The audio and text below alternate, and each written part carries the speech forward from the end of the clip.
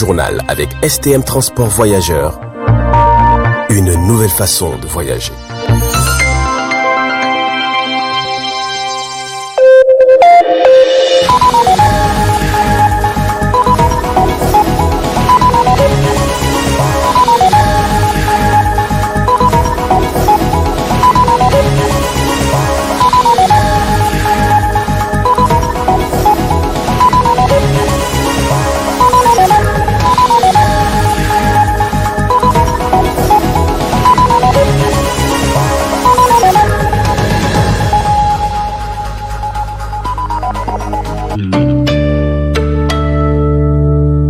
Valide et proclame les résultats définitifs du premier tour des élections présidentielles du 27 décembre 2020, ainsi qu'il suit.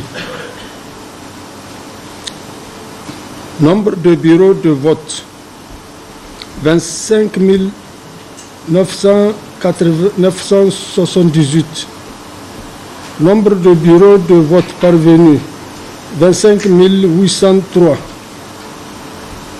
Nombre d'inscrits 7 446 556.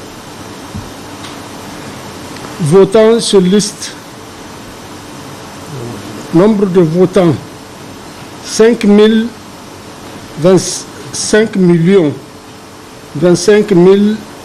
038. Nombre votants sur liste additive 164 094. Nombre total de votants 5 189 132. Bulletins blancs ou nuls 406 752. Suffrages exprimés valables 4 782 380. Taux de participation 69,68%. Taux d'abstention 30,32%. Répartition des voix par candidat. Bazoum Mohamed 1 879 629, soit 39,30%.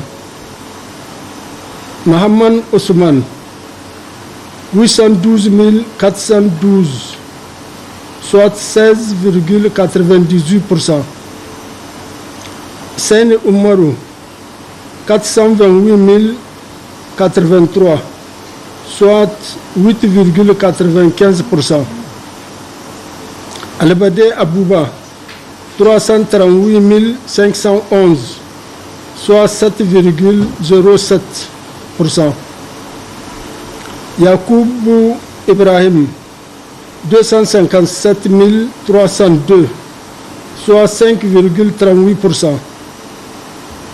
Jibo Salou 142 747, soit 2,98%. Mala Alma Oumarou 178 259, soit 2,47%. Moussa Baraji Hassan 114 965, soit 2,40%. Omar Hamidou Chana 76 368, soit 1,59%. Docteur Amadou Ousmane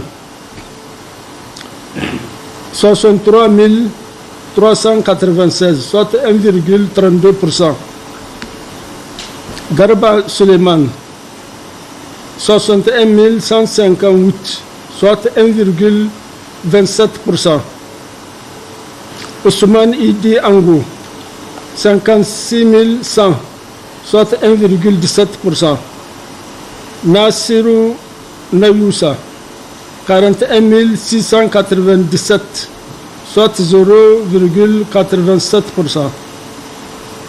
Gado Ibrahim 39 319, soit 0,82. Issa Munkaila, 38 604, soit 0,80. Mamadou Abdou Hamidou, 35 934, soit 0,75%. Alassane Nitikan, 30 995, soit 0,64%. Oumarou Alpha Abdul Kadiri, 28 910, soit 0,60%. Kane Kadauri Habibou, 27 162, soit 0,56. Abdurrahman Oumarou, 20 488, soit 0,42. Mamadou Mustafa Mamadou, ou c'est Mamadou Mustafa, 20 365, soit 0,42%. Seydou Amadou Issoufou, 20 156, soit 0,42%. Moumouni Mohamed Hamissou, 18 585, soit 0,38%.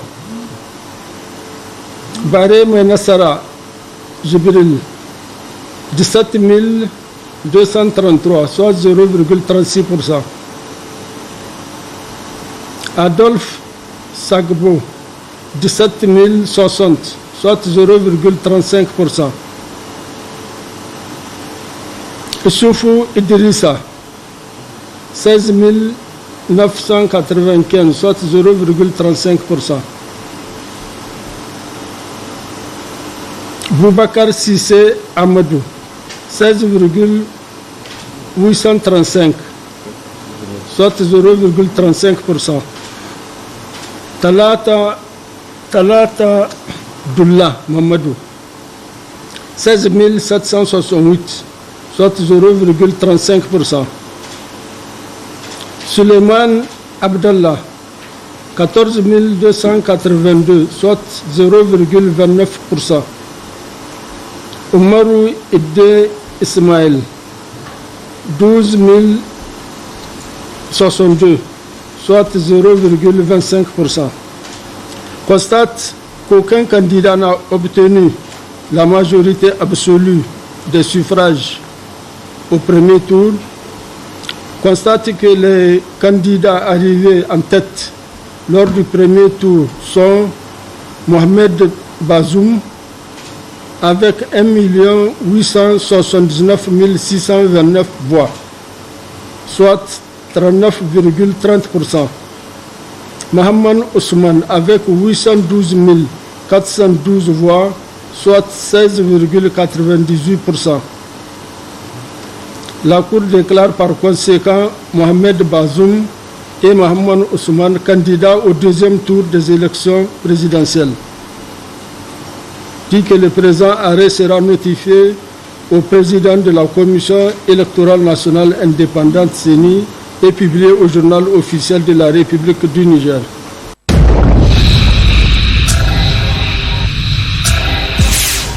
L'association Transparency International a publié l'indice de perception de la corruption qui relève la progression et régression des pays du monde dans la lutte contre la corruption. Surtout en cette période de la maladie à coronavirus. Selon toujours Transparency International, la corruption n'est pas seulement une crise sur le plan sanitaire et économique, mais également sur le plan de la corruption. Il est rapporté dans l'indice de perception 2020 que les 2/3 des pays, n'est-ce pas, du monde n'ont pas fait de progrès ou ont fait très peu de progrès par rapport à la lutte contre la corruption. Deuxième chose, c'est que par rapport à la lutte contre la pandémie, les pays qui luttent efficacement contre la corruption, les pays qui sont en avance dans la lutte contre la corruption, c'est le Danemark, la Nouvelle-Zélande, n'est-ce pas, suivi de Singapour, de la Suède. Et ces pays ont déjà un mécanisme performant de lutte contre la corruption. Ces pays ont donc un système de santé efficace et la culture de la transparence et de la responsabilité. Donc ces pays n'ont pas connu beaucoup de difficultés par rapport à la lutte contre la corruption, par rapport à la lutte contre la pandémie. Vous savez que la question de la pandémie touche les marchés publics, puisque les commandes matérielles, la gestion du matériel lui-même, la gestion des produits, et tous ces problèmes-là sont liés à la lutte contre la corruption. Donc ces pays n'ont pas connu de difficultés. Les pays qui sont au bas de l'échelle, sur les 180 pays classés, c'est le Soudan du Sud, la Somalie, suivi de la Syrie, du Yémen et du Venezuela. Ce sont des pays qui sont en guerre ou en crise ouverte, pour qui la lutte contre la corruption est une activité secondaire. Voilà pourquoi ils sont arrivés derniers.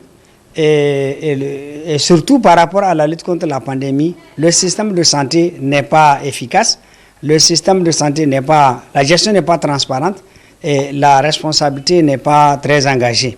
Ce qui fait que ces pays sont au bas de l'échelle.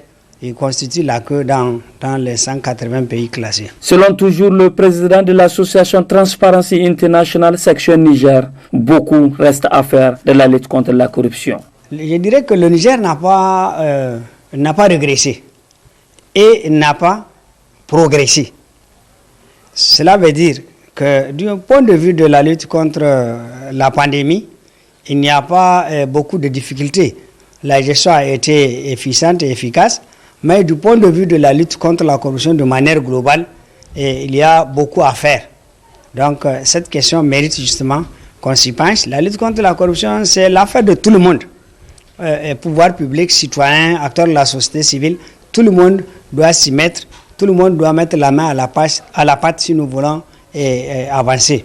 Et c'est pour ça que justement, nous pensons que s'il y a une véritable mobilisation, on pourra dépasser les 32 points sur 100 qu'on a et le rang de 123e sur 180 pays classés. Je dois dire aussi qu'il est arrivé 25e sur 50 pays africains classés. Donc le Niger peut en tout cas mieux faire et je pense qu'il va mieux faire. La publication de l'indice de perception de la corruption IPS a classé la position de plus de 180 pays du monde. Cependant, la lutte contre la corruption demande l'implication de tous les acteurs pour mettre fin à ce fléau de la société qui remet en cause notre processus de développement.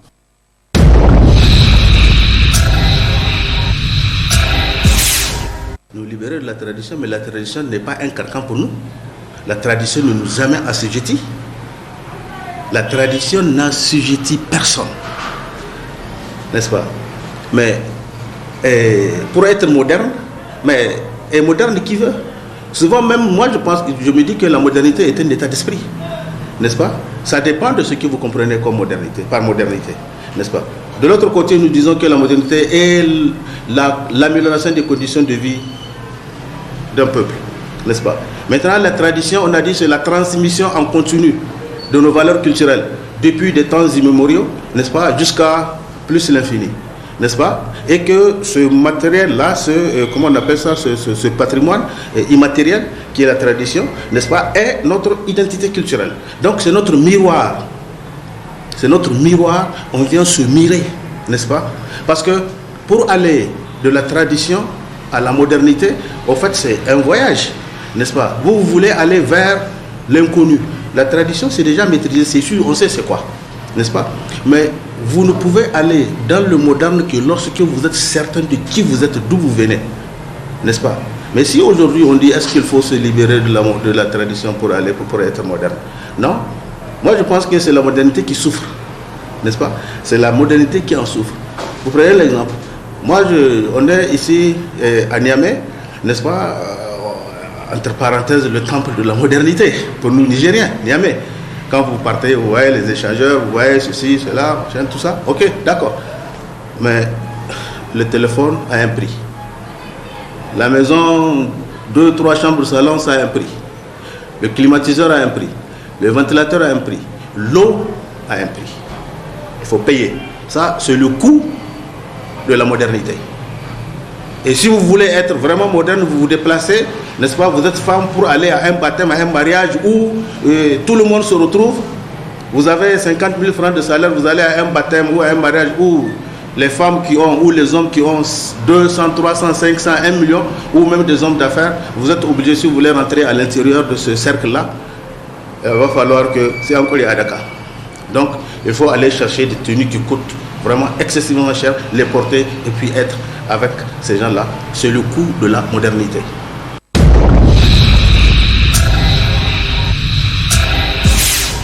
Dans la mise en œuvre des programmes de la Renaissance du Niger, les autorités de la 7e République ont doté notre pays des infrastructures modernes, notamment des infrastructures routières, répondant aux normes standards. Cependant, plusieurs joyaux ont été baptisés pour honorer certaines personnalités qui ont marqué l'histoire du Niger. Après l'échangeur Mali Béro, l'échangeur des martyrs, l'échangeur Jori Hamani et l'échangeur Ali Cheibou. Nassirou Seydou, président de la Voix de Sans Voix, salue cette initiative. Quand vous regardez, a priori, c'est une bonne chose.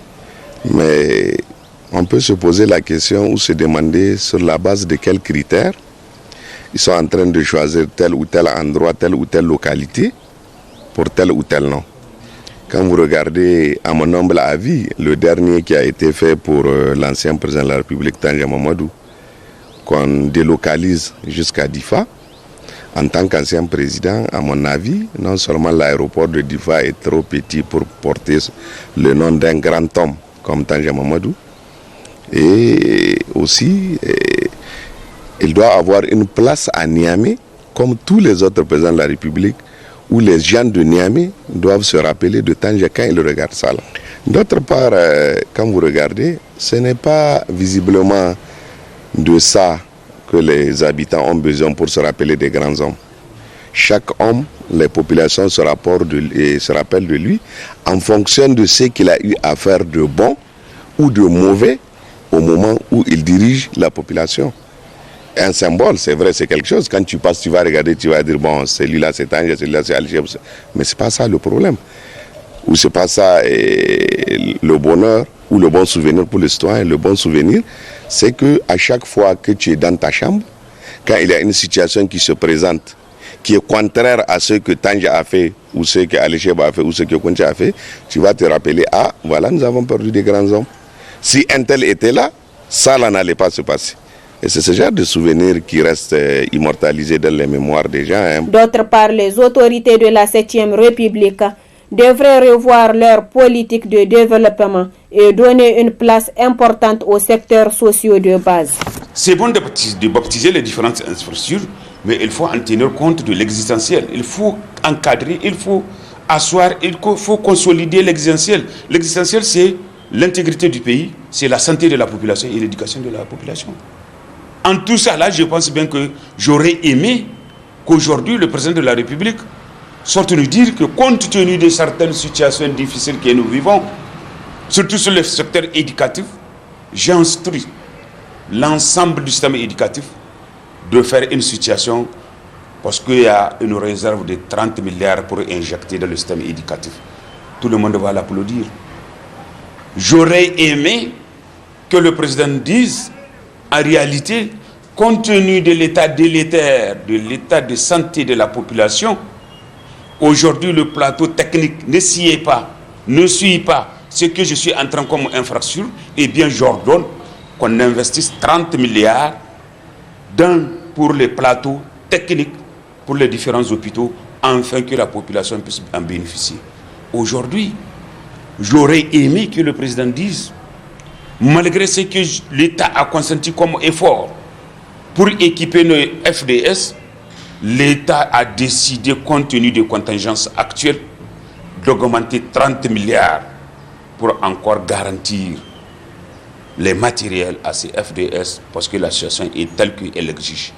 Là, je pense bien que, fut-il l'ennemi du président de la République, fut-il adversaire du président de la République, vous serez obligé de lui reconnaître cet acte de bravoure et de grandeur qu'il a eu à poser. Mais je parle toujours de l'opportunité. Je ne sais pas sous quel calcul politique et politicien, où le président, ça lui restait que 1 mois ou 2 mois, parce que le 2 avril, il doit quitter. C'est à cela qu'elle lance des chantiers d'infrastructures de plus de 2 ans. Allez-y demander qu'est-ce qui se passe au fond et quel est l'objectif essentiel cherché dans cet état de fait, madame. Cette politique de la modernisation des villes et autres localités du pays vise à doter le Niger des infrastructures de pointe et honorer tous les anciens chefs d'État ayant contribué au développement du Niger. Enfin, le gouvernement devrait aussi mettre l'accent sur plusieurs autres secteurs pour un développement durable au Niger.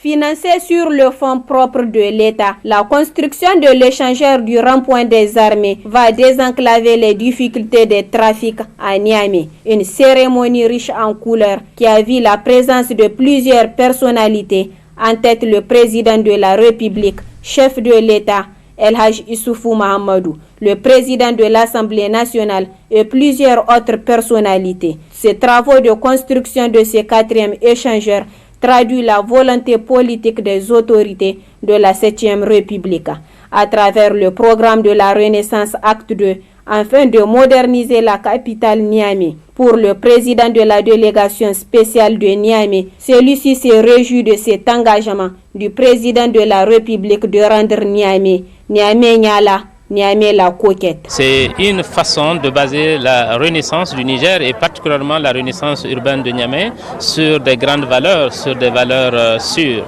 Nous avons eu Jori Amani, Seyni Kounché, Jibo Bakari et aujourd'hui Ali Sebou. C'est une façon de réaliser des équipements structurants mais surtout durables.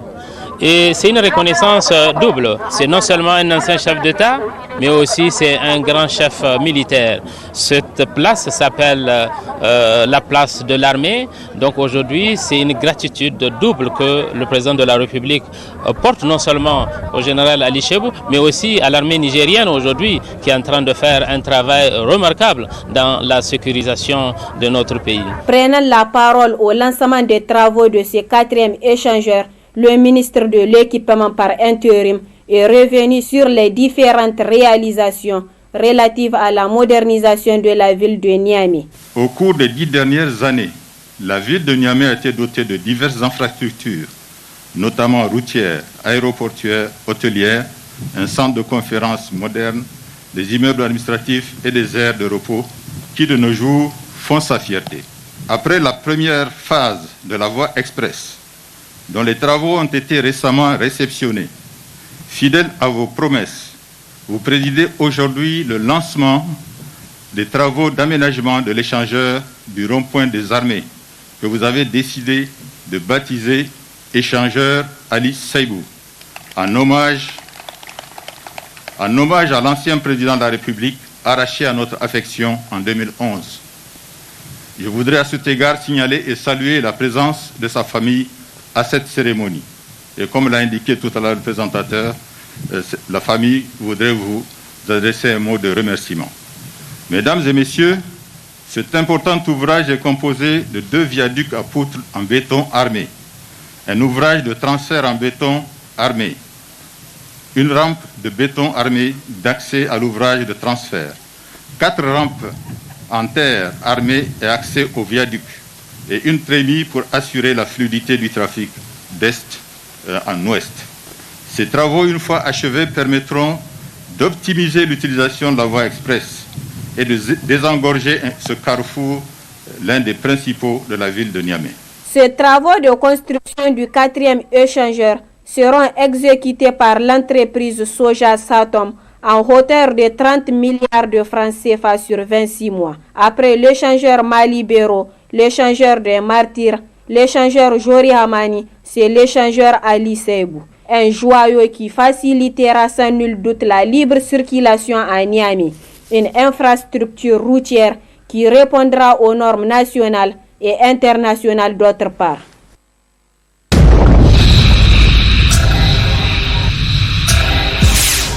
Lancé le mercredi dernier, les travaux de construction de l'échangeur du rond-point des armées pour doter Niamey, la capitale, des infrastructures routières modernes. Le président de la République, El Hadj Issoufou Mahamadou, a aussi honoré la mémoire de l'ancien chef d'État, le général Ali Seibou, en baptisant ce 4e échangeur Ali Seibou. Le secrétaire général du gouvernorat de la région de Niamey salue d'une part cette initiative du président de la République à travers la mise en œuvre de son programme de la Renaissance du Niger. Monsieur le président de la République, la réalisation de ce projet, objet de la présente cérémonie de lancement, s'inscrit dans la droite ligne de votre stratégie de développement et de modernisation de la ville de Niamey, initiée à travers le programme Niamey-Niala.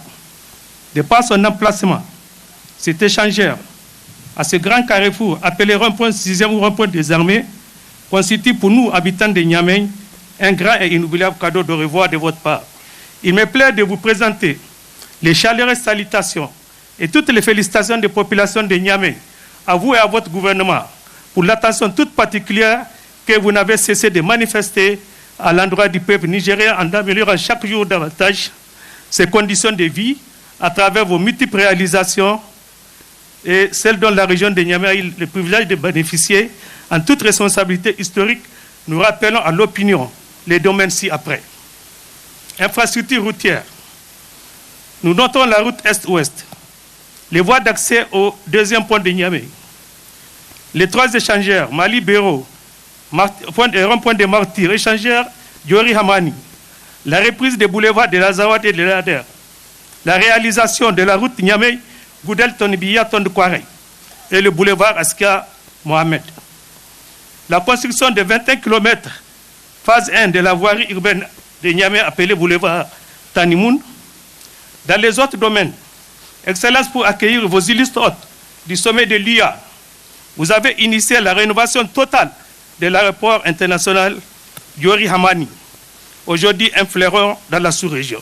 Une voie express de 19 km pour relier le centre-ville en un temps record.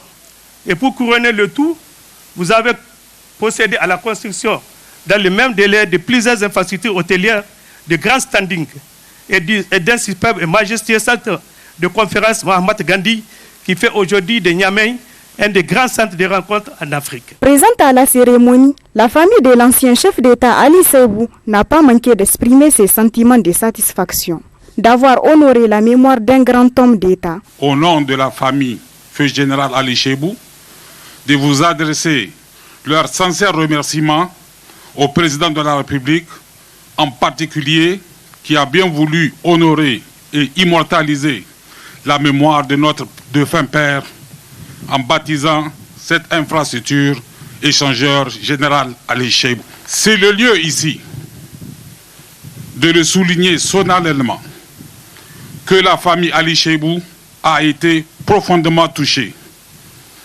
par cet honneur que vous venez de nous faire. Les mots nous manquent pour exprimer notre gratitude. Mais nous nous contentons de vous dire un grand merci.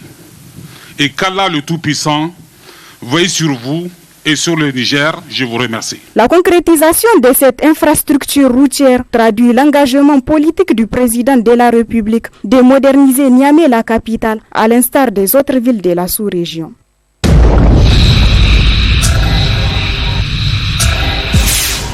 Ils étaient des réseaux de trafic illégal de drogue à haut risque démantelés à Niamey et dans la région de Dosso. Présenté ce jeudi aux médias nationaux et internationaux par l'Office central de répression des trafics illicites des stupéfiants, OCRIS. Tous des réseaux spécialisés opérant au Niger vers certains pays de la sous-région. Cet exploit ces derniers temps de l'Office central de répression des trafics illicites des stupéfiants prouve l'engagement et la détermination de l'Office de la répression des trafics illégaux de drogue au Niger.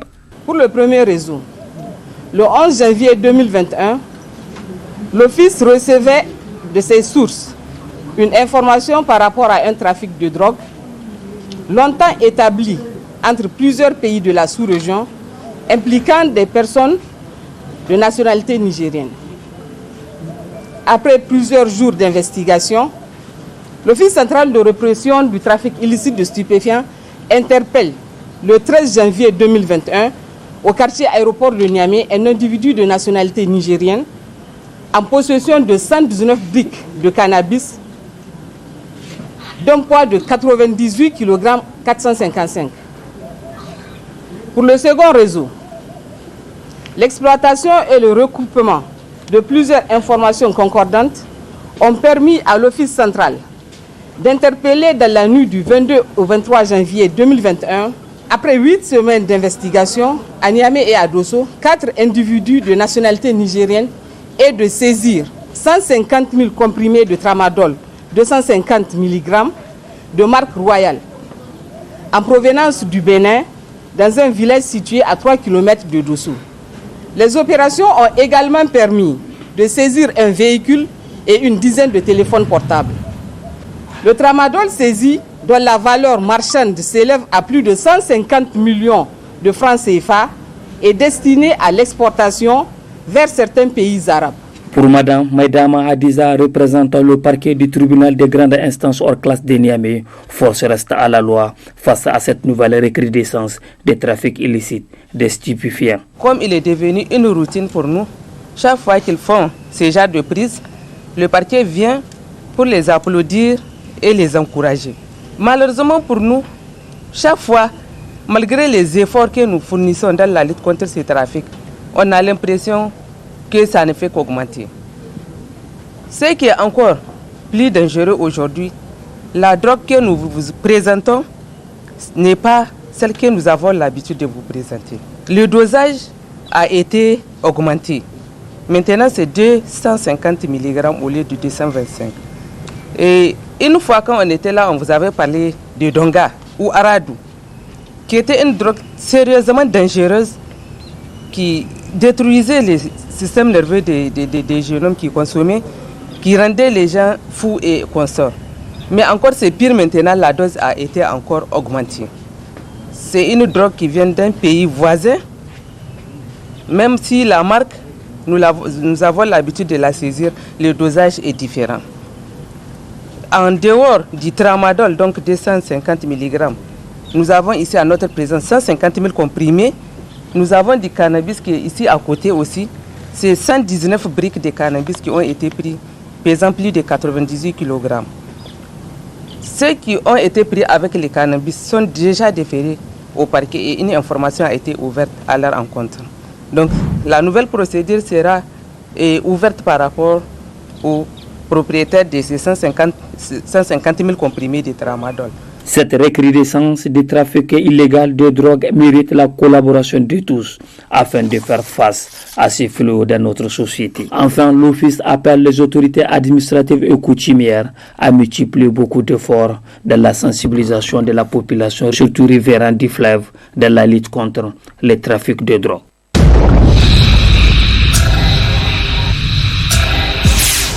Cette commémoration du 10e anniversaire coïncide avec les élections générales au Niger, un moment historique car c'est la première fois qu'un président démocratiquement élu passera le témoin à un nouveau président démocratiquement élu.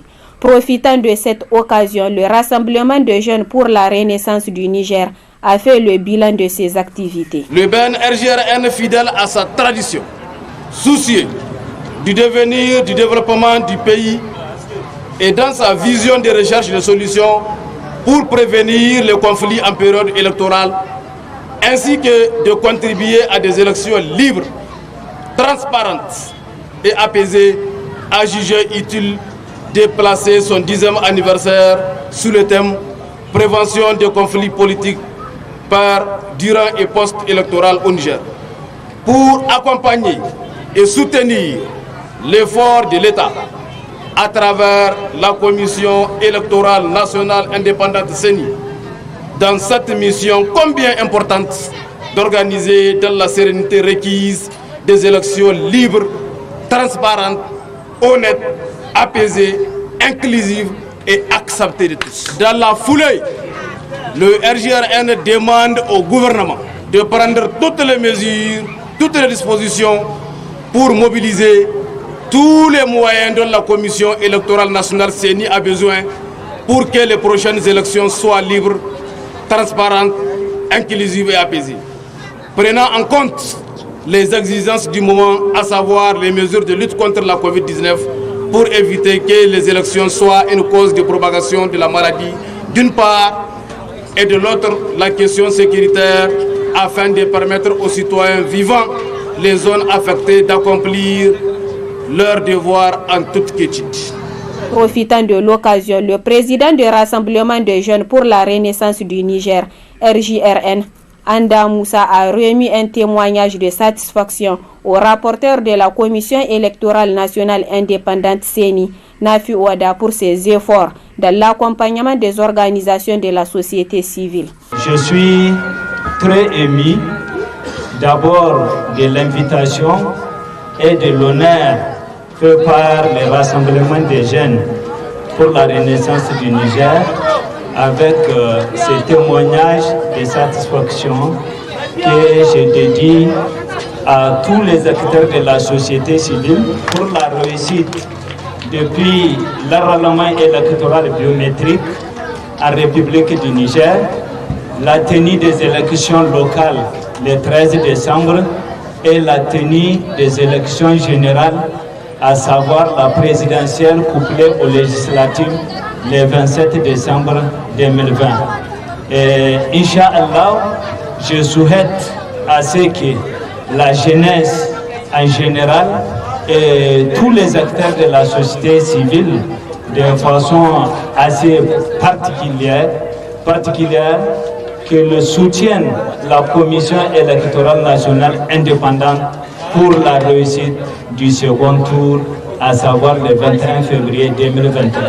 Le Rassemblement des jeunes pour la renaissance du Niger a soufflé sa 10e bougie, 10 ans de combat pour le renforcement de la démocratie au Niger. Une organisation de la société civile, d'autre part, qui vise à sensibiliser et à renforcer les capacités des citoyens sur le processus démocratique, qui pour un Niger aussi renaissant.